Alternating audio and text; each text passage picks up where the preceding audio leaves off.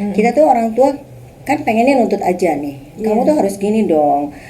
Harus belajar yang baik, kamu harus jadi anak yang baik, harus jadi panutan. Kadang-kadang anak yang paling gede tuh itu kayaknya belum apa-apa dikasih beban mental gitu kan. Karena kamu anak yang paling gede gitu kan, kamu harus memberikan contoh pada adik-adiknya. Susah sekali untuk misalnya mendengarkan anak gitu. Selalu ketika anak mau ngomong kita selalu motong gitu kan.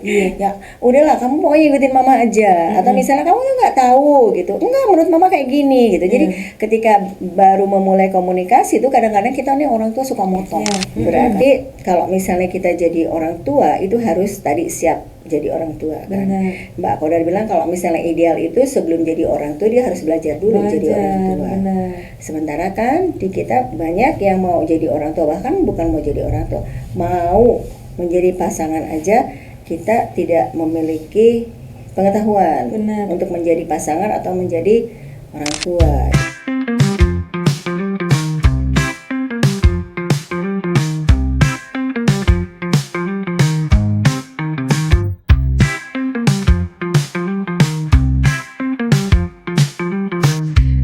Kita orang biasa. Assalamualaikum warahmatullahi wabarakatuh. Bersama dengan Nenden di Kita Orang Biasa. Dan kali ini tamu saya adalah Mbak Kodar. Mbak Kodar adalah sahabat saya sejak beberapa tahun yang lalu. Dan dia punya kekhususan deket banget sama anak remaja. Nah, kali ini kita mau ngomongin masalah remaja, ya, karena remaja kita ternyata menurut penelitian Mbak Kodar, ya kan, itu ternyata 2% dari penduduk kita, sekitar 2 jutaan itu mengalami yang namanya mental health katanya gitu. Katanya gitu ya. Nah, itu kan miris banget ya. Nah, itu di luar yang nggak ketahuan. Yang ketahuannya itu yang menurut survei itu sekitar 2 jutaan. Ya kan, tuh seluruh Indonesia dan banyaknya katanya di kota-kota besar. Itu ini banget. Tapi kita nggak mau ngomongin dulu mental health nih ya, karena akan ada di sesi atau pertemuan kita yang berikutnya. Kita mau ngomongin nih, Mbak Kodar ini emang deket sama remaja gitu. Jadi kita mau tahu sebetulnya tuh remaja kita tuh kayak apa, terus kita menghadapi remaja tuh kayak apa, harusnya kayak apa gitu. Kadang-kadang kayak saya nih misalnya gitu ya, itu suka menghadapi anak remaja itu pakai mindsetnya kita, pakai persepsinya kita gitu ya, tanpa melihat misalnya mereka tuh masih remaja gitu, nggak sama kita, tapi kita menganggap bahwa kok mereka itu nggak ngerti-ngerti ya apa yang aku ngomongin, tapi dengan gaya keakuannya, keorangtuaannya gitu. Oke, sebelum itu kita kenalan dulu ya. Mbak Kodar ini siapa? Sekarang aktifnya di mana? Kalau dulu konselor remaja nih dulunya ya. Tapi sekarang beliau aktif di mana? Karena remajanya sudah beberapa waktu yang lalu. Sekarang beliau sudah punya kehidupan yang berbeda tapi tetap concern terhadap remaja. Oke, silakan Mbak Kodar kenalan dulu sama teman-teman kita orang biasa. Ya, baik, Masya Allah, tabarakallah. Terima kasih Bu Nenden untuk kesempatannya. Sahabat-sahabat bukan orang biasa ya. Kita orang biasa tapi bukan. Biasa. Kita orang biasa tapi bukan biasa aja. Tapi bukan biasa aja. Iya, bukan. Nama saya Kodarian Nurhayat, SPC MSI. Sehari-hari sekarang jadi dosen Bu Nenden. Kandidat dokter. Amin ya Allah, semoga lancar. Amin, kita doakan. Iya, tapi di samping itu saya menerima konseling baik anak ataupun orang dewasa dan juga training di beberapa tempat. Nah, dari sekian banyak konseling yang saya hadapi ternyata yang benar problemnya problem remaja sangat memprihatinkan. Dari mulai depresi, self harm ya, bullying dan seks bebas, pornografi, games dan lain-lain masih gitu. Nah, ya kita lakukan apa yang bisa kita lakukan. Mudah-mudahan ya adalah yang bisa kita lakukan yang berdampak pada masyarakat. Gitu sih, terutama untuk remaja ya. Terutama untuk remaja. Nah, itu tadi yang saya sampaikan di depan tuh Mbak Kodar. Kita tuh orang tua kan pengennya nuntut aja nih. Kamu tuh harus gini dong. Harus belajar yang baik, kamu harus jadi anak yang baik, harus jadi panutan. Kadang-kadang anak yang paling gede tuh itu kayaknya belum apa-apa dikasih beban mental gitu kan. Karena kamu anak yang paling gede gitu kan, kamu harus memberikan contoh pada adik-adiknya gitu ya. Padahal dia nggak dapat contoh dari orang tuanya. Dia Role modelnya siapa? modelnya siapa? Terus aku ngasih contohnya seperti apa? Nah itu menurut Mbak Koder nih sebetulnya tadi yang problematik remaja itu yang paling banyak itu kadang-kadang kan orang tua nggak paham kalau ketika anaknya remaja gitu ya menghadapi hal seperti itu. Sebaiknya kita tuh sebagai orang tua itu kalau menghadapi anak remaja kita itu yang paling mudah buat kita memahami anak remaja kita dan kita dipahami oleh anak remaja kita itu sebenarnya apa sih Mbak kuncinya gitu yang paling gampang itu. Iya, baik, terima kasih Bu Nenden. Jadi bagaimana kita bisa memahami anak remaja kita adalah sebetulnya katakanlah orang tua belum belajar parenting nih atau nggak ada sekolahnya, tetapi modalnya satu, berempati. Empati bagaimana kita dulu juga mengalami masa-masa itu gitu. Saat kita seusianya kira-kira kalau diajak bicaranya begitu atau cara kita ngomongnya begitu nyaman nggak ya gitu. Sebetulnya dengan empati itu kita jadi bisa mendengar lebih banyak dengan anak daripada kita harus banyak yang bicara gitu.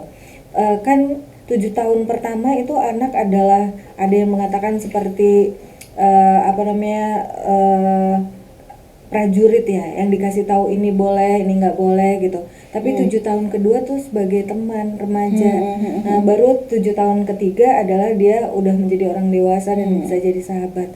Maka ketika masuk masa remaja berarti kita sebagai temannya dan sahabatnya. Layaknya sebagai sahabat kan didengerin, dimengerti, dipahami, nggak banyak dinasehatin ya. Kalau sahabat banyak nasehatin ngeselin banget gitu. Ngeselin banget, ditinggalin sama temennya. Iya makanya. Nah maka jadilah sahabat untuk remaja yang pas gitu. Nggak perlu lebay tapi juga nggak kagok gitu ya. Bicara kepada remaja gitu. Ya itu bahasanya nih kadang-kadang Mbak Kodar. Kadang-kadang kita sebagai orang tua mindsetnya udah kita nih orang tua. Pokoknya nggak boleh kehilangan muka di depan anaknya. Kadang-kadang kayak gitu. Jadi bawaannya nasehatin aja. Terus selalu membandingkan dengan kita, tapi membandingkan dengan kesuksesan kita. Padahal kita dulu juga pernah nggak sukses gitu misalnya ya. Gitu. Tapi selalu membandingkannya dengan hal yang sekarang ini terjadi dan proses ketika kita dulu kecil nggak sukses sampai sekarang sukses itu kita nggak pernah kasih tahu nih biasanya justru menuntut supaya sukses seperti maunya kita. Nah itu mulainya gimana nih tadi mendengarkan tuh kadang-kadang kita nggak punya keinginan untuk mendengarkan. Betul. Gitu. Bu Nenden sebenarnya gini ya. Saking kita sibuk dengan dunia dan fase kita, kadang-kadang kita jadi lupa bahwa yang kita hadapi adalah remaja. Misalnya kita punya anak 3, yang satu SMA, yang satu SMP, yang satu SD gitu. Nah masing-masing anak kan punya cara menghadapi yang berbeda-beda ya. Nah kadang-kadang kita lupa, maka untuk bisa nyambung maka kita juga perlu mempelajari apa sih yang sedang tren di remaja, terus apa sih lagi pola pikir mereka apa gitu, sehingga tema-tema isu-isu yang dihadapi mereka tuh kita nyambung. Nah saat itulah peluang masuk untuk diskusi. Bahkan saya sering menggunakan dialog dengan remaja adalah momen dimana kita belajar pada mereka yang kita nggak tahu, misalnya gadget terbaru atau isu pergaulan bullying apa di sekolahmu gimana kan, bahasa komunikasi yang beredar di mereka yang kita nggak paham gitu ya, bisa belajar dari mereka ya. Dan bentuknya mereka jauh, kalau dengan sahabat kan bentuk yang paling nyaman sharing ya. Nah kalau dengan remaja juga ternyata mereka lebih senang sharing. Bedakan nasihat dengan inspirasi. Kalau nasihat kan dikenal misalnya kalau begini ini jangan begitu ya gitu. Tetapi kalau inspirasi kan ada fakta begini gitu, temuannya begini, beritanya begini, apa akibatnya, sehingga mereka bisa berpikir menurut kamu kalau kayak gitu gimana. Mereka diajak BMM tuh kalau Bu Eli yang diajarin berpikir, memilih dan mengambil keputusan dengan sharing itu. The best therapist tuh emang yourself, tapi pada orang tua coachingnya itu dari anak, oleh anak, untuk anak. Kalau di psikologi itu ada client center terapi, dari anak, dari remaja, oleh remaja, untuk remaja. Kita tuh hanya jadi coaching aja gitu, mengarahkan pembicaraan, tapi dia yang akan menyampaikan solusinya seperti apa. Pendapat dia kan itu tentang dia gitu. Nah, dengan begitu dia ngerasa dihargai dan akan membuka peluang untuk diskusi yang lebih dalam lagi. Dan kita akan menjadi lebih paham Iya. kondisi mereka pada saat itu. Nah, yang paling susah kan gitu. Tadi tuh paradigma atau misalnya konsep di orang tua yang selalu merasa bahwa mama tuh yang paling benar karena paling tua, jadi sok tahu gitu Iya, kan ya. iya. Terus susah sekali untuk misalnya mendengarkan anak gitu. Selalu ketika anak mau ngomong kita selalu motong gitu kan. Ya udahlah kamu pokoknya ikutin mama aja. Atau misalnya kamu tuh nggak tahu gitu, enggak menurut mama kayak gini gitu. Jadi ketika baru memulai komunikasi itu kadang-kadang kita nih orang tua suka motong gitu kan. Udahlah pokoknya ambil shortcut, pokoknya ngikutin mama gitu. Yang padahal belum tentu nyaman buat dia dan efektif juga, dengan tujuan kita belum tentu juga tercapai. Nah itu tuh memulainya supaya kita bisa tadi melakukan hal-hal yang tadi Mbak Qadar sampaikan, bisa mendengarkan, bisa empati gitu kan. Berarti kan kita dulu nih yang harus merubah diri kita gitu ya. Harus. Nah itu mulainya dari mana gitu loh. Mulainya gimana tuh Mbak Qadar? Yang paling gampang aja. Iya. Tentu Bu Nanda dalam hal ini lebih jago sebenarnya ya, tapi lebih jago lebih jago menggurui anak. Ternyata dimulainya dengan melatih Bu Nanda. Jadi kalau kita nggak bisa ujuk-ujuk langsung ahli, mastery kan nggak bisa ya. Tapi dimulai gitu, memulai untuk belajar mendengar. Ternyata kiat praktisnya mendengar adalah menahan lidah kita untuk bersuara. Cara teknisnya adalah letakkan ujung lidah di langit-langit gigi bagian depan. Itu satu. Terus atur nafas, fokus dicatat poin-poin mendengarnya karena kadang-kadang lupa ya. Dan itu membuat time out bagi diri kita sendiri untuk diem dulu, simak dulu. Dan mendengar itu untuk memahami, bukan untuk menjawab. Banyakan kita mendengar untuk menjawab. Padahal yang dibutuhkan anak adalah dipahamin dulu. Belum tentu menjawab juga, kadang komen aja. Iya betul. Orang tuh banyak komen aja. Jadi gitu. Kalau komennya nyambung, relate dan setara gitu ya, anak akan nyaman. Kadang-kadang celetukannya atau komennya yang nggak pas ya, bikin ilfil anak gitu. Bener. Alih-alih sebetulnya mau memotivasi justru bikin sakit hati dia, gitu kan.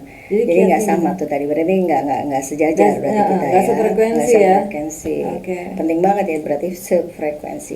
Berarti juga kita orang tua juga harus berani untuk ya menurunkan ini kita ya, frekuensi kita bahwa kita pada saat ini anak kita remaja, maka frekuensinya adalah kayak anak remaja. Kalau anak kita masih kecil 7 tahun di bawah itu juga kayak gitu. Apalagi terus kemudian yang udah dewasa gitu, udah mau ada jenjang ke nanti ke karir dan segala macam juga beda ngomongnya gitu kan, atau beda menghadapinya, komunikasinya juga beda kan. Nah kalau kita nih, saya dulu tuh Mbak Qadar biasa gitu, lagi marah sama anak yang satu, tiga-tiganya saya jejerin. Padahal yang satu masih TK, yang satunya SMP, yang satunya SMA gitu. Tapi frekuensi ngomongnya saya sama. Salah tuh ya. Iya. Salah. Karena fase dan umurnya kan beda tuh. Gayanya beda. Makanya ketika diomongin tuh, mungkin yang SMA sama SMP ngerti apa yang saya omongin. Yang kecil cuma bengong ngeliatin gini. Dia ngerti ya. Kayak mama kenapa sih? Perasaan aku nggak ngapa-ngapain kok jadi di sidang gitu. Nah itu kadang-kadang orang tua tuh melakukan kayak gitu. Itu nggak boleh tuh ya. Iya. Membuat komunikasi terhambat.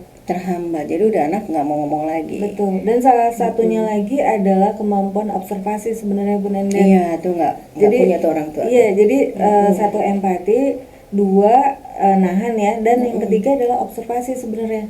Jadi saat kita mendengar aktif, sesungguhnya kita sedang mengobservasi kata-katanya, bahasa tubuhnya, mimik wajahnya. Karena bisa jadi judgement kita atau komentar kita nggak sesuai dengan yang terjadi, kita udah ngejudge aja gitu. Tapi dengan observasi, menganalisa, baru kita akan tepat responnya seperti apa ya gitu. Jadi, pemahaman orang tua bahwa oh iya anak saya yang kedua adalah remaja. Maka tugas perkembangannya apa dan pasca cara ngomongnya gimana. Supaya kan kenapa kita perlu mengetahui dunianya ya, supaya cara kita ngomong pas, konten omongannya juga pas, yang menarik gitu bagi dunianya, dan caranya juga menarik gitu. Ya. Nih dulu saya punya pengalaman nih. Saya kan dulu kerja di kantoran ya Mbak Kodar ya. Nah kalau di kantoran itu kan kita selalu bikin timeline, bikin schedule, jadwal dan segala macam gitu. Ada misalnya jurnal harian, jurnal mingguan, bulanan, target-target gitu ya. Nah itu saya terapkan tuh ke anak-anak saya, udah kayak kantoran. Jadi memanage anak kayak memanage kantoran. Jadi anak harus ngikutin gayanya saya gitu ya. Yang terjadi adalah anak saya ya udah, oh hari pertama iya bisa sesuai dengan, ayo sekarang kakak mau ngapain, minggu ini kakak mau ngerjain apa gitu kan. Masih kecil, masih SD waktu itu kan, aku mau ngapain ya mak gitu kan, nggak bisa dia ngisi ya kan. Itu kadang-kadang saya ngeliat gini, iya ya kadang-kadang kenapa kita membuat kebiasaan kita itu kemudian diterapkan begitu saja kepada anak-anak gitu. Benar. Kita maunya dapat respon yang cepat dan yang sama, dan hasilnya pengennya cepat gitu kan. Dengan alasan waktu itu supaya anakku tuh wah jadi disiplin, jadi rapi. Tapi kan anak berkembang gitu ya. Jadi nggak tercapai juga. Sampai waktu itu bikin, oke, kita bikin dulu peraturan ya sebelum ini itu kan. Kita bikin peraturan, anak saya suruh bikin tuh aturannya di dinding. Kamu tulis di dinding janji kamu apa kamu kayak gitu tuh. Tapi menuntut. Itu keren banget sih sebenarnya. Iya, tapi lebih menuntut gitu kan. Semuanya nggak dua arah gitu loh. Jadi dia yang suruh janji, aku tidak boleh ini, jadi boleh ini. Sementara ibunya boleh melakukan hal yang tidak dia sukai misalnya gitu. Nggak win-win ya. Nggak win-win gitu. Jadi kadang-kadang yang saya tadi sampaikan, kadang-kadang kita membuat satu aktivitas atau beban buat anak itu ya pakai ukurannya diri kita, bukan ukurannya anak-anak gitu loh. Terus ada lagi nih, berarti kalau misalnya kita jadi orang tua itu harus tadi siap jadi orang tua kan. Mbak Kodar bilang kalau misalnya ideal itu sebelum jadi orang tua dia harus belajar dulu jadi orang tua. Sementara kan di kita banyak yang mau jadi orang tua, bahkan bukan mau jadi orang tua, mau menjadi pasangan aja kita tidak memiliki pengetahuan untuk menjadi pasangan atau menjadi orang tua gitu ya. Apalagi terkait dengan tadi pengasuhan, misalnya anak yang biasa, yang masih kecil, kemudian remaja, kemudian dewasa, kita nggak punya pengetahuan apa-apa tuh. Jadi learning by doing gitu kan. Dan biasanya banyak salahnya kalau learning by doing. Bebas gitu ya. Terjun bebas. Kecuali kayak Mbak Kodar nih, teman-teman Mbak Kodar, teman-teman yang kuliah di psikologi, yang kemudian juga di BK gitu kan, punya modal gitu. Nah kayak misalnya saya kan kuliahnya di Fakultas Hukum, Mbak. Enggak punya modal tuh untuk jadi orang tua. Tapi kita ngikutin jalannya aja gitu. Sehingga ketika kita berhubungan dengan anak kita ya wiring masa lalu ya. Wiring masa lalu, dulu kita diginin sama orang tua kita, ya kita melakukan hal sama. Padahal pada saat itu kita nggak suka. Pada saat itu kita nggak suka orang tua kita memperlakukan kita seperti itu. Tapi faktanya kita melakukan hal yang sama kepada anak kita. Nah itu supaya itu harus di-cut.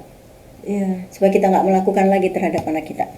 Iya benar. Gimana caranya gitu ya? Gimana caranya? Pertama, kesadaran bahwa menikah dan punya anak itu butuh ilmu. Dan paham paling enggak problematika yang umum terjadi, supaya kita punya bekalan ilmu dan bagaimana cara menghadapinya fase-fase itu gitu. Jadi ketika belum nikah, pelajari bagaimana memilih pasangan yang benar. Ketika udah dapat pasangan dan menikah, tahapnya bagaimana menyiapkan anak gitu, parenting yang benar, cara ngomongnya gitu. Dan sebenarnya ya tentu nggak semua orang dong belajar psikologi, kuliah di psikologi. Tapi semua orang bisa kok belajar dan baca buku-buku bermuatan psikologi gitu, dari siapapun, dari manapun gitu, supaya kan yang kita hadapi manusia nih, Manusia, pasangan dan anak gitu. Betul. Maka ya layaknya kita menghadapi manusia supaya kita nggak salah-salah, maka pelajarilah ilmu tentang manusia, baik fisiknya maupun jiwanya gitu. Oke.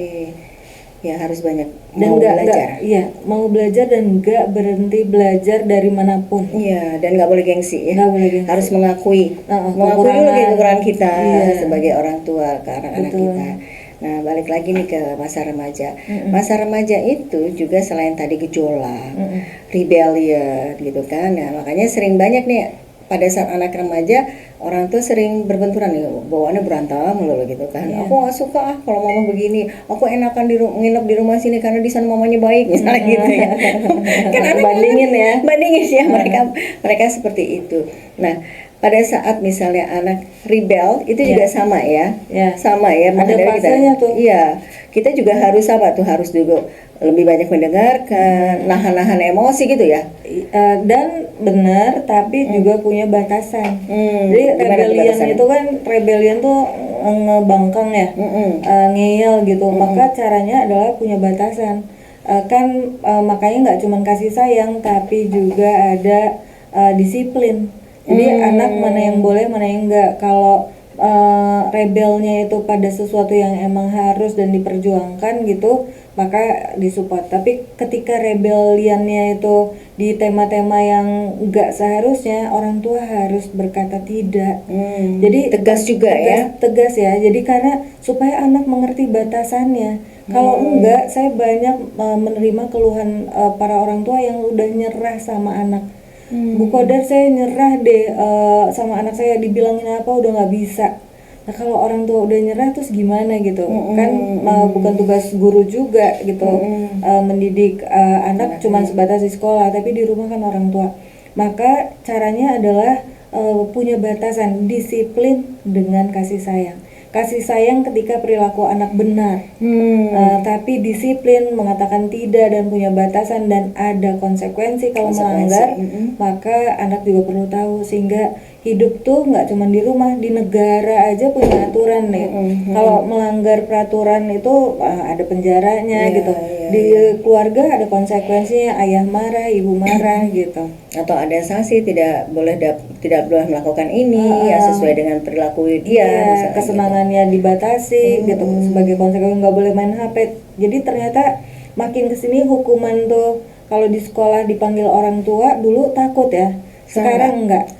Sekarang hukuman efektif di zaman sekarang pada anak-anak di sekolah adalah HP-nya disita, gadgetnya disita. Itu kerasa banget dan itu powerful ternyata. Soalnya memang kondisinya adalah zaman kekinian ya, zamannya digital, zamannya gadget, zamannya semua yang terkait dengan communication teknologi gitu. Kerasa banget gitu. Nah, ada satu hal lagi yang khasnya di remaja adalah pacaran tuh. Pacaran udah mulai tertarik lawan jenis. Maksudnya kan tertarik lawan jenis gitu ya. Nah, orang tua nih bagaimana menyikapinya ketika misalnya tahu anaknya udah mulai senang sama lawan jenis? Atau misalnya udah mulai bilang, "Mam, aku nih pacaran," gitu ya. Kaget misalnya gitu. Pasti, kan gitu kan, aku udah punya pacar, terus tiba-tiba kita reaksinya selalu apa masih kecil udah pacaran, emang udah punya apa segala macam gitu ya. Tapi kan itu sebetulnya normal ya ketika seorang remaja tertarik dengan lawan jenis. Yang tidak normal yang tertarik sesama jenis kan. Iya, dengan sesama jenis atau melampiaskan rasa suka dengan lawan jenisnya dengan yang keluar batas ya. Iya, gitu maksudnya. Nah, ketika misalnya kita mendampingi anak kita yang tadi itu udah mulai naksir sama lawan jenis, sementara kita tahu dia masih kecil, dia nggak tahu konsekuensinya gitu kan. Kalau orang tua kan yang paling simpel adalah melarang, nggak boleh kamu gitu. Tapi kan banyak juga ketika dilarang mereka lewat nekat atau lewat belakang, dan segala macam. Jadi ketika misalnya kita mendapatkan info misal dari anak kita ngomong sendiri atau dari temennya bahwa anak kita yang masih remaja kecil, katakanlah usia 12 tahun gitu ya, itu udah mau ini loh, udah senang sama lawan jenis gitu ya, udah senang sama temennya, kemudian juga udah mulai katakanlah tadi berdekatan atau pacaran, apa yang harus kita sikapi ya terhadap kita harus bersikap bagaimana gitu orang tua. Iya, Masya Allah. Jadi sebelum saya jawab, idealnya melarang tanda petik memberi pemahaman anak tentang bahaya pacaran tuh jangan saat anak udah pacaran. Itu sebenarnya udah telat tuh. Udah telat. Yang harusnya dilakukan adalah setahun atau 2 tahun sebelum dia puber, dijelaskan bahwa kamu perempuan. Saat kamu nanti haid setahun atau 2 tahun lagi, kamu akan naksir tuh sama lawan jenis. Kalau kamu perempuan, naksirnya laki-laki. Kalau kamu laki-laki, naksirnya perempuan, dan itu normal. Terima dulu tuh, syukuri bahwa anak kita normal gitu. Yang selanjutnya adalah kalau seperti itu, tetap jaga diri ya, karena dorongan untuk lebih dekat dengan lawan jenis. Terus kita jelaskan apa dampaknya kalau berdekat-dekatan, kontak fisik dengan lawan jenis, berdua aja di tempat gelap gitu, sampai seperti itu, dan dijelaskan konsekuensinya. Kehamilan di luar pernikahan atau pernikahan dini atau hamil dini gitu ya, itu perlu anak dengar dan pahami sebelum dia naksir. Mungkin anaknya akan bilang, duh apa sih Bu, aku kan belum naksir gitu.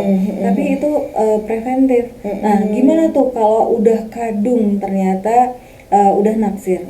Maka kalimat empatiknya adalah alhamdulillah anak ayah dan bunda normal, karena di usiamu memang sudah mulai naksir dengan lawan jenis, dan itu normal. Maka terus dijelasin, kamu boleh berteman aja, langkah-langkahnya seperti apa, batasannya seperti apa, dan hargai dirimu. Karena kalau kamu nggak hargai dirimu, orang lain atau pacarmu itu juga akan menganggap remeh kamu gitu, dan membolehkan apa aja, minta apa aja yang diminta oleh laki-laki itu. Dia nggak punya batasan, akan bablas. Dan justru dan dijelaskan juga loh, laki-laki yang baik nggak akan minta macam-macam sama pacarnya. Jadi kalau kamu udah mulai diminta dipegang daerah sensitif, terus minta lebih dari itu udah berarti dia bukan laki-laki yang baik. Dan sekaligus dijelaskan kriteria kalau kamu perempuan, laki-laki yang baik tuh yang begini, yang seiman, yang kata-katanya begini, yang pekerjaan ingin, sekolahnya begini gitu. Sehingga anak tuh punya barometer, alat ukurnya gitu, standar ukurannya. Kalau kamu laki-laki, kamu akan naksir lawan jenis. Perempuan yang baik tuh yang gimana gitu. Nah itu mencegah sih sebenarnya di kemudian hari kenapa banyak anak yang kabur nikah gitu ya, kabur gitu, nggak restu orang tuanya, karena beda agama, karena akhlaknya dan seterusnya. Dan itu jauh lebih susah dibanding diskusi saat belum kenapa-napa, belum terjadi gitu. Prevention ya, preventif dulu. Iya, dan dikenalin kalau langkah-langkahnya, kamu boleh berteman aja, tapi kalau udah menyentuh tindakan begini yang menjurus, maka kamu harus waspada ya, apa dampaknya padamu perempuan. Bisa hamil, terus nanti masa depanmu gimana, belum tentu dia tanggung jawab gitu. Jadi perlu tuh nakut-nakutin fakta ya tentang itu, supaya dia tahu red flags dari lawan jenisnya gitu. Kalau laki-laki tahu perempuan yang red flag tuh seperti apa, dan sebaliknya gitu pun. Sebenarnya ngomongin remaja tuh banyak banget ya. Iya. Dan itu fase-fase yang menurut mereka juga kayak apa ya? Kayak perubahan gejolak dari anak-anak menuju dewasa itu gitu kan. Jadi banyak sekali tuh perubahan-perubahan untuk adaptasi mereka dari anak-anak ke remaja, makanya ada gejolak. Kemudian juga tadi ada rasa senang dengan lawan jenis juga dimulai begitu. Tadi rebel dan segala macam. Tapi semua itu sebetulnya kalau kita pahami memang bagian dari pertumbuhannya mereka. Ya, yang memang mereka harus lewati gitu. Tinggal kita orang tua yang harus memberikan rambu-rambu mereka, mana yang boleh dan mana yang tidak boleh gitu ya. Banyak nih sebetulnya. Ini bicara masih sedikit aja nih, masih yang umum-umum nih tentang remaja gitu ya.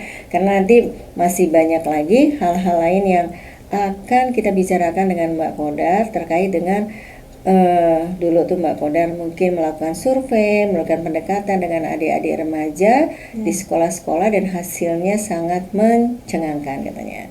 Nanti tapi kita ngomonginnya di section berikutnya ya.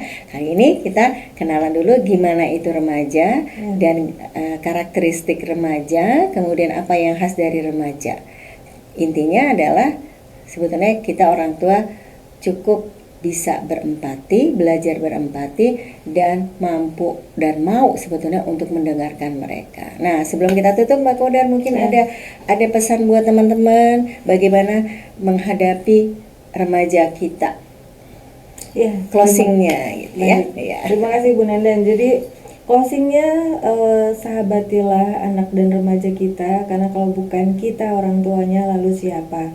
Itu yang pertama. Yang kedua, pahami dunia mereka sehingga kita bisa masuk menyelami pola pikir mereka, emosi mereka, sehingga satu saat kita perlu berkata-kata yang penting mereka siap mendengar.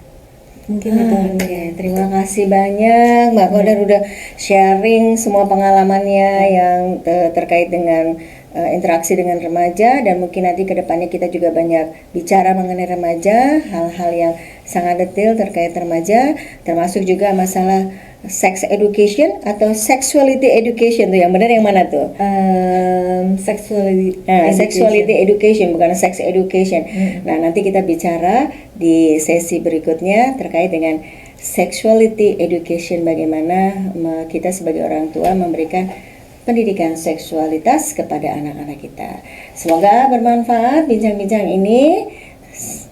Kembali nanti kita bertemu di sesi berikutnya bersama Kita Orang Biasa. Assalamualaikum warahmatullahi wabarakatuh. Waalaikumsalam warahmatullahi wabarakatuh. Ayah bunda yang semoga Allah rahmati, setiap remaja punya cerita, perasaan, dan bahkan luka yang terkadang sulit untuk diungkapkan kepada ayah dan bunda.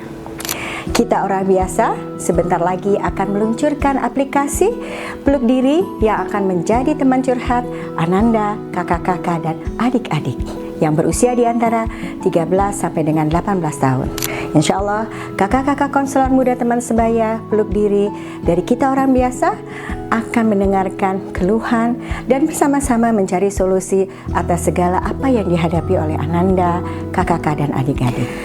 Kita Orang Biasa ingin Ananda, kakak-kakak, dan adik-adik bertumbuh menjadi pribadi yang lebih bahagia, lebih menyenangkan, lebih berharga, lebih sukses, dan lebih berkah.